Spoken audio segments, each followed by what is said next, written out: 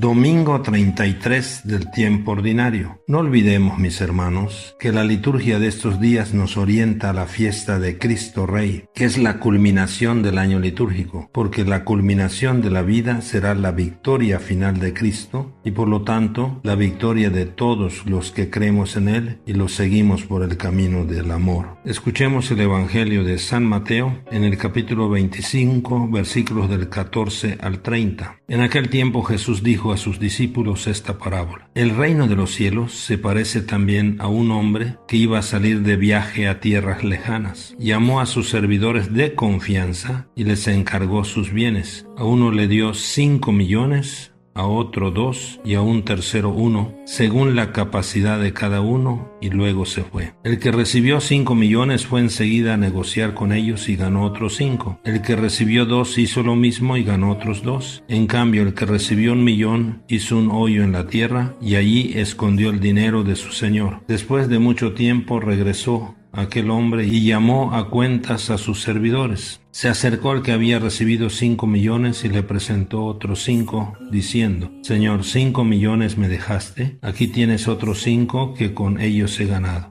Su señor le dijo: Te felicito, siervo bueno y fiel, puesto que has sido fiel en cosas de poco valor, te confiaré cosas de mucho valor. Entra a tomar parte en la alegría de tu señor. Se acercó luego al que había recibido 2 millones y le dijo: Señor, 2 millones me dejaste, aquí tienes otros 2 que con ellos he ganado. Su señor le dijo: Te felicito, siervo bueno y fiel, puesto que has sido fiel en cosas de poco valor, te confiaré cosas de mucho valor. Entra a tomar parte en la alegría de tu señor. Finalmente se acercó el que había recibido 1 millón y le dijo: Señor, yo sabía que eres un hombre duro, que quieres cosechar lo que no has plantado y recoger lo que no has sembrado. Por eso tuve miedo y fui a esconder tu millón bajo tierra. Aquí tienes lo tuyo. El señor le respondió: Siervo malo y perezoso, sabías que cosecho lo que no he plantado y recojo lo que no he sembrado. ¿Por qué entonces no pusiste mi dinero en el banco para que a mi regreso lo recibiera yo con intereses? Quítenle el millón y dénselo al que tiene 10, pues al que tiene se le dará y le sobrará, pero al que tiene poco se le quitará aún eso poco que tiene. Y a este hombre inútil échenlo fuera, a las tinieblas. Ahí será el llanto y la desesperación. Palabra del Señor. Mis queridos hermanos, Jesús en esta parábola nos hace una llamada a todos, una llamada a la responsabilidad de sacar adelante el trabajo por el reino. El encargo es parejo: continuar con el anuncio del Evangelio. Esto es lo que significa recibir los talentos. Mis queridos hermanos, en esta parábola podemos descubrir 2 actitudes en los que reciben los talentos. Primero, la actitud de la confianza. Los que recibieron 5 y 2 talentos inmediatamente se ponen a trabajar y lo hacen fructificar, porque confiaban en su Dios, en su Señor, y estaban contentos y agradecidos por esa confianza. La segunda actitud es del que recibió un talento, y es la actitud del miedo. Este hombre que recibió un talento, lleno de miedo, hace un hoyo y esconde lo que el Señor le ha dado, porque su experiencia de Dios era de un Dios duro. De esto podemos sacar que estas personas que recibieron los talentos tenían 2 maneras muy distintas de ver a Dios. Los 2 primeros, los que recibieron 5 y 2 talentos, ven a Dios como un Dios amor que ama y confía en el hombre. El tercero, el que recibió un talento, tiene una concepción falsa de Dios. Ve a un Dios severo, duro, demandante, castigador, y por lo tanto un Dios que infunde miedo y no amor. Y por eso, por miedo, enterró el talento. También, mis queridos hermanos, nos debe quedar muy claro